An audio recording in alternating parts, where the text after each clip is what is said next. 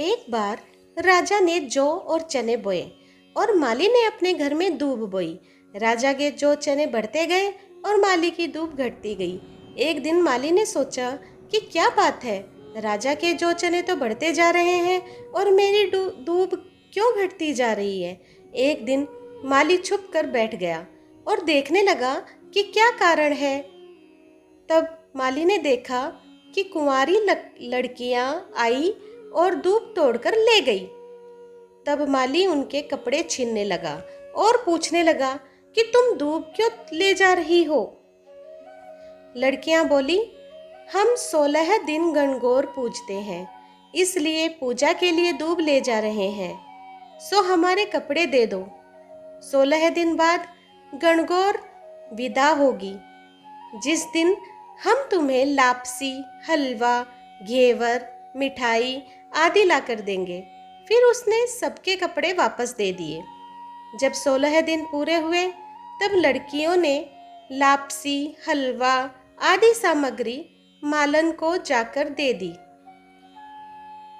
बाहर से मालन का बेटा आया और बोला, माँ, मुझे बहुत भूख लगी है।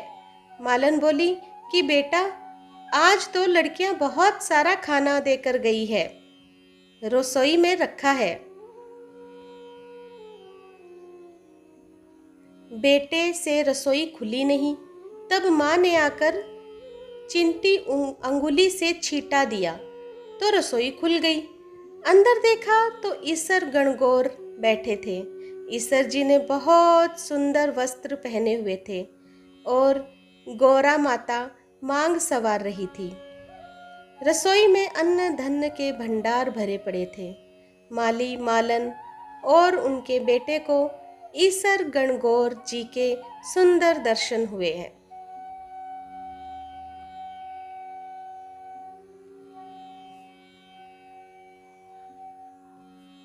गणगौर माता जिस प्रकार माली के परिवार को दर्शन दिया, उसी प्रकार सबको दर्शन देना।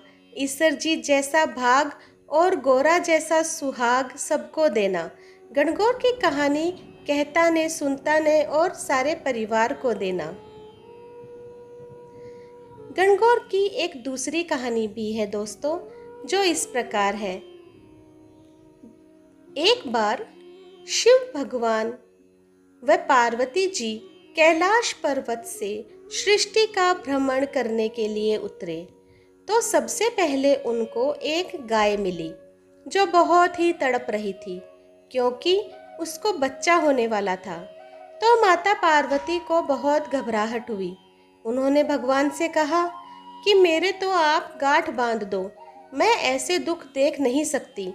तब भगवान बोले, अभी तो बहुत कुछ देखना है। तब दोनों आगे चले तो हथिनी परेशान हो रही थी। फिर आगे चलने पर देखा कि राजा के रजवाड़े से उल्टे निशान हो रहे थे। तब माता गौरा ने भगवान से पूछा कि ये क्या हो रहा है। तब भगवान ने कहा कि राजा की रानी भी गर्भवती है और उसे प्रसव पीड़ा है। तब गौरा जी ने जबरदस्ती भगवान के मना करने पर भी गांठ लगवा ली और कहने लगी कि मुझे भी कभी बच्चा नहीं चाहिए। तब आगे और सैर करने लगे। तब वापस आते समय क्या देखते हैं कि राजा के यहाँ शहनाई बाजे बज रहे हैं और खुशियाँ मनाई जा रही हैं। रानी बहुत खुश है। तब गौरा जी बोली, जब रानी ही बहुत खुश है तो मुझे भी बेटा होए तो मैं कितनी खुश होंगी। आप मेरी गांठ कृपा करके खोल दे। तब भगवान ने मना कर दिया और आगे चले तो हथिनी भी अपने बच्चे को प्यार से चाट रही थी और गाय भी बहुत खुश नजर आ रही थी। तब गौरा ने भगवान से बहुत जिद की। फिर वे घूमते घूमते कैलाश पर्वत पर पहुंचे। कुछ दिन बाद गणगौर का दिन आया। औरतें माता गौरा यानी कि गणगौर की पूजा करने व अपने सुहाग को अमर रखने के लिए आई। तब उन्होंने सारा सुहाग पहले पहुंचने वाली औरतों को बांट दिया। तब भगवान बोले कि तुम्हारी पुजारी ने ब्राह्मणी व बनियानियाँ तो धीरे धीरे सज धज कर आएगी और तुमने सारा सुहाग पहले ही बांट दिया। तब उनके आने पर गौरा जी ने नैनों में से सुरमा निकाला, मांग में से सिंदूर निकाला, टीकी में से रोली निकाली और चिटली अंगुली से अमर सुहागिन होने के छींटे दिए और अमर सुहाग को बांटा। हे भगवान, गणगौर माता की कहानी कहने वालों को, सुनने वालों को और हुकारा भरने वालों को, सभी को ईश्वर गणगौर की कृपा प्राप्त हो और सभी को अमर सुहागन रखे।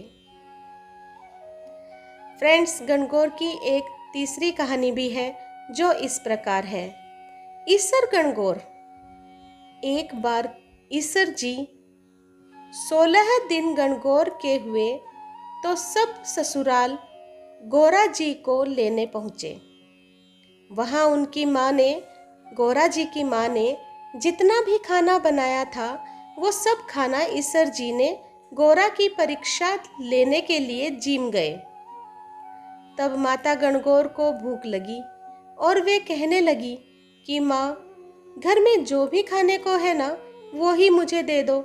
तब देखा तो बथुए की 2 पिंडी व जल का लोटा मिला, तो गोरा जी ने वो ही खा लिया और पानी पी लिया।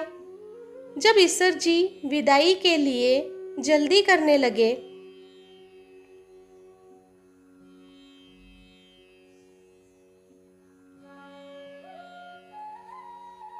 जब वे ससुराल से विदा हो गए तब उन्हें रात को जंगल में विश्राम करना पड़ा। माता गौरा को भूख के कारण गहरी नींद आ गई। तब ईश्वर जी ने उनके पेट में देखा तो बथुए की पिंडी व जल का लोटा झूल रहा था। भगवान ईश्वर जी ने बाद में गौरा जी से पूछा कि आज तुमने क्या क्या खाया। तब माता जी बोली, आपने खाया वही मैंने खाया। तब भगवान बोले कि तुम झूठ बोलती हो, तुम्हारे पेट में तो बथुए की पिंडी व जल का लोटा झूल रहा है। तब गोरा जी को क्रोध हुआ और वे बोली कि आज तो आपने औरत जात के पेट में ढकनी को खोली है, आइंदा कभी भी मत खोलना। जवाई को खिला दे और बेटी को कुछ भी, आपने तो मेरी माँ की परीक्षा ही ले ली थी। इसी प्रकार दोनों कैलाश पर्वत पर पहुंचे। जय हो ईश्वर गणगौर की। तो फ्रेंड्स, आप लोगों को मेरी ये कहानी कैसी लगी, और आप लोगों को अगर मेरी ये कहानियाँ पसंद आ रही है तो प्लीज़ मेरे चैनल को सब्सक्राइब कीजिए, लाइक कीजिए और शेयर कीजिए। धन्यवाद।